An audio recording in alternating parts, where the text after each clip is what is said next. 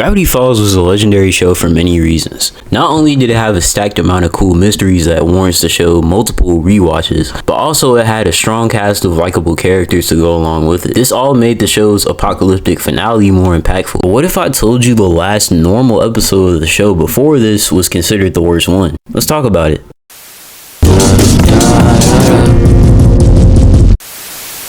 Welcome back to another Quick Joint, a series where a video is too long to be YouTube short, but too short to be a full-length video. Let's get right into it. In Season 2, Episode 16, titled Roadside Attraction, Stan and the gang are getting ready for an RV trip that definitely won't get the shack vandalized by the end of the episode or have Seuss end up getting lost in a maze for Lord knows how long. Rewatching this episode as I got older, this is probably my favorite joke from it right here. Thanks for letting me bring Candy and Grinda along for our road trip, Grunkle Stan. The more the merrier. Just sign these non-disclosure agreements. None of your parents are lawyers, right? Anyway, when Mabel picks up Dipper's box of belongings to hand it to him, pictures of Wendy fall out. In case you need a refresher, earlier in the season, in the Into the Bunker episode to be exact, Dipper finally confesses feelings for her after holding them in for half the series at that point. Considering there was a point where he almost left town without getting to tell her, dude might as well get the shit over with. And even though he got it over with, he's not over it, if you know what I'm saying. Also, I love the rejection scene visually, since the vibrant colors of the environment that it takes place in contrast the conflicting emotions Dipper has. Also, it's just hella nostalgic for me, like all of the show, to be honest with you. But circling back to where we left off on Roadside Attraction, Mabel and the others are able to convince Dipper that this road trip could give him a chance to meet new girls and finally get over Wendy. And then he gives this goofy, optimistic ass smile. We'll see how long that lasts though. Ooh, informational travel pamphlets. I want to read them all and gain their travel knowledge. Kid, those useless pamphlets have never helped a single person. The only wrinkly old travel guide you'll need is me. Hardest cap I've seen in a minute, but alright. So these niggas are invading this old lady's big ball of yarn because of Stan's hijinks or whatever, and Dipper happens to spot a girl that he finds attractive. Will he be able to riz properly? Well, this is the same nigga that wrote a Declaration of Independence length paper on what to say to the last girl he liked. Let me just, alright, fold that there. Okay. Step 1.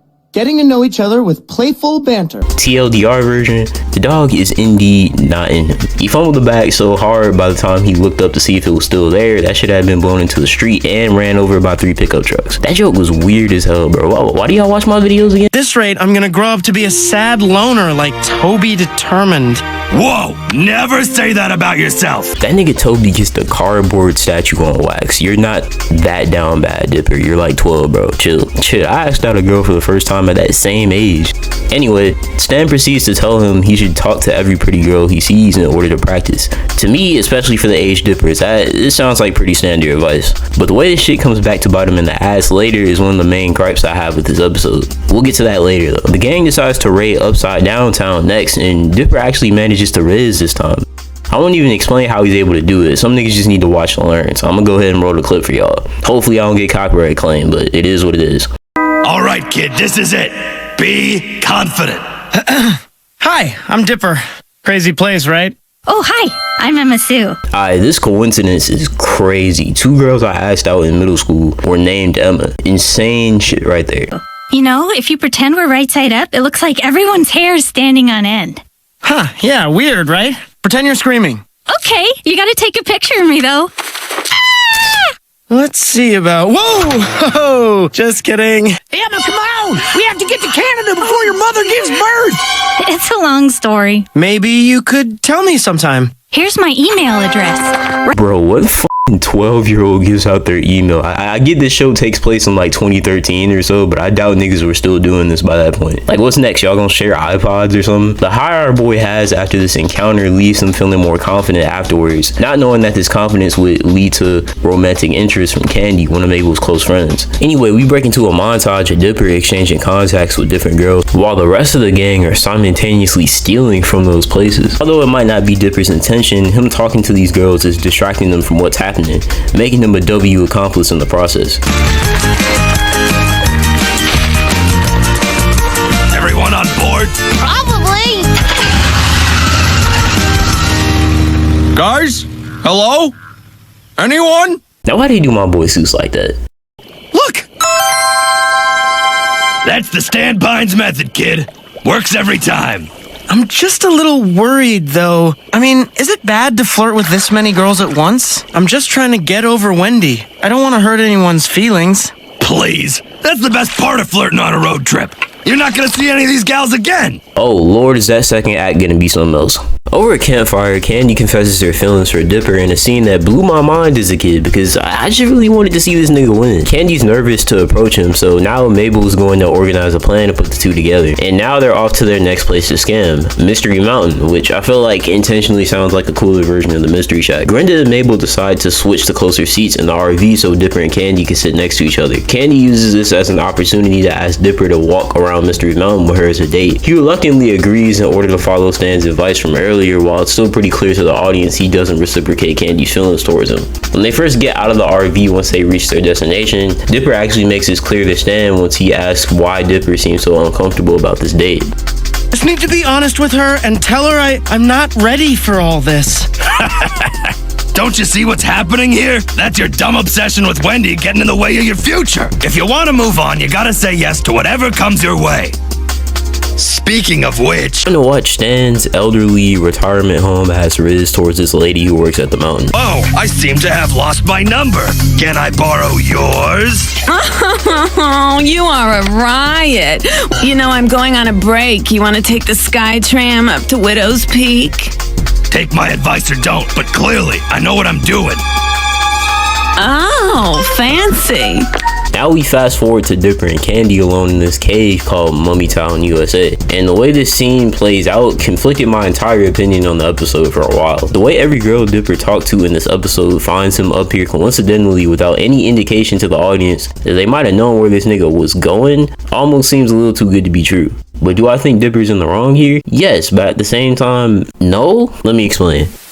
A very common point of advice that young boys are given when they're afraid to talk to girls is to practice. Even if there's no outcome out of it, it'll be an important learning experience. Most of the time, the few people that do find relationships at Dipper's age end up breaking up with whoever they're dating in like 2 weeks or less. Maybe even one class period, who knows? I can speak from experience on that. At least the almost 2 weeks, not the one class period. That's actually insane. Also, from what we've seen on screen, there's no point where Dipper tells these girls that they're the only one he's talking to, nor is there any hint to the audience that this has happened. And there's no indication that he said he's in a committed relationship with any of them. But at the same time, I understand the perspective that each girl is having here. They're probably just as new to flirting as Dipper is.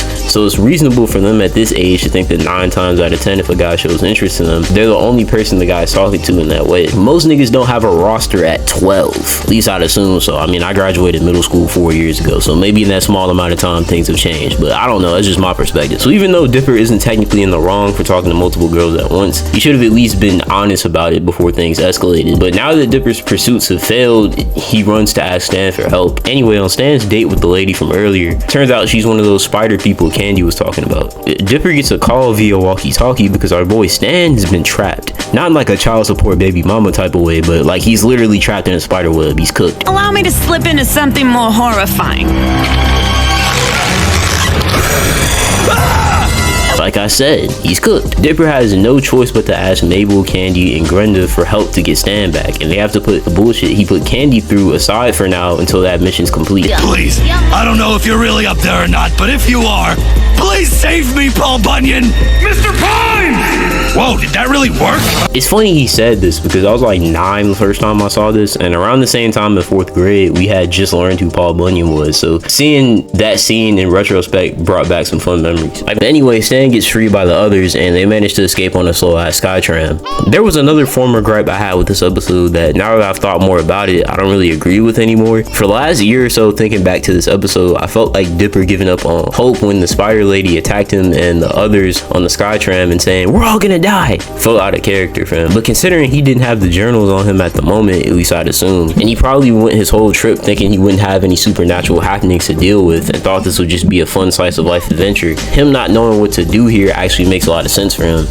Except it doesn't. The reason why it doesn't is because in the finale to the previous season, that being Gideon Rises, after Stan takes the journals away from Dipper, he believes he can't fight back against the chaos he encounters without the aid of those journals. That is until Mabel helps him realize that he he already did save the day without them after Gideon stole the journals earlier in the episode, and Dipper had to think fast when fighting inside Gideon's robot. Also, he's just done so many brave things throughout the show, like what I've just mentioned, alongside almost memory wiping Ford when he thought Bill took over his mind in the last Mabel corn, which was literally the episode right before this one, among other things that I probably can't think of right now. It was just hard for me to believe for a while that he'd flake out like this in this situation.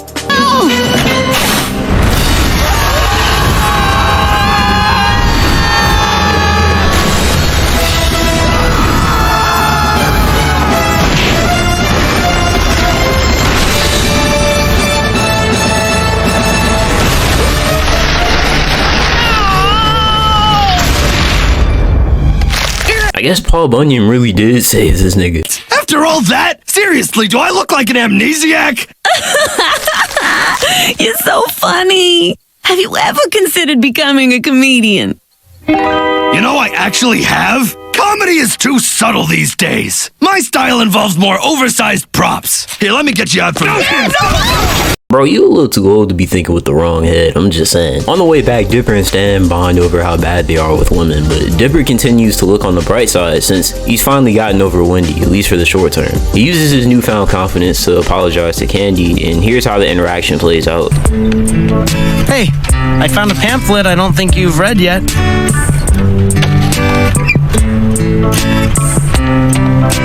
It's okay, Dipper. The open road makes people do crazy things. Plus, after seeing you flee the spider like a baby, I kinda lost interest. Yep, I deserve that. Anyway, after this exchange, they make it back home, and all the niggas who own those tourist attractions got their look back in the end. Just left my boy hanging like that. Crazy. Now that we finished watching the episode, here's my final thoughts. Earlier, I talked about how when I got the idea to do this video in like late 2022, early 2023, I slowly started to subconsciously look for negatives that deep down inside I didn't really think were there. And I'm glad that I caught the fact that I was on bull at the time that I was writing this. The fan base's resentment towards this episode is why I'm here making this right now. So you're probably wondering what I read and watched that led me to making this video. It was the comment section from this video I never got around to finishing, where people pointed out how much they didn't like the episode, as well as Reddit threads complaining about it. Yeah, I'm a pretty chronically online nigga, or terminally online. I don't really know the difference. The either or, for better or for worse. So it could be damn near impossible to retrace my search history back to some Reddit threads I saw in 2023. Just from name searching the episode on the show's subreddit, a common complaint I see is that Dipper did nothing wrong, and honestly, I still stand by that to a certain extent. Like I said, I understand why the girls were mad at him, but I also think that the episode should have made it clear that both sides are in the wrong to a certain extent. We never get a scene where the girls tell him that he should have at least told him he was talking to multiple people. Since I feel like this lack of transparency that I've been inferring this whole time is the only thing I feel like he should have avoided. I feel like adding a scene like this would have been the best way to keep the overall message of whatever the hell this episode was trying to say, without being as unnecessarily one-sided as it is. Another post suggested that this episode could have set up a relationship between Dipper and Pacifica. Seeing that they already had made up by the end of the Mansion Mystery episode, this definitely could have worked. Maybe Dipper was having fun talking to the other girls in this episode, but he realizes he's not developing that deep of a connection with them since he's talking to so many at once. But let's say he happens to see Pacifica at Mystery Mountain, realizes how well they get along already, he asks her out, and then maybe Stan gets captured at that same time and Candy's pamphlet knowledge could still come in handy to save the day, or something like that. I'm just throwing out ideas. This would have also made Dipper empathize with Pacifica once her house gets taken away in the finale. But reeling it back to the actual episode, my last gripe I have with it is that I feel like it didn't even completely help Dipper move on from Wendy, because in Weirdmageddon Part 2, when fake Wendy almost tricks him into thinking she'll de-age herself so they could be together, the only reason he backs out is because he realizes it wasn't the real her due to the link being the dead giveaway that it wasn't really her, while at the same time being a callback to the Into the Bunker episode. And Roadside Attraction, even with being the last normal episode of the show,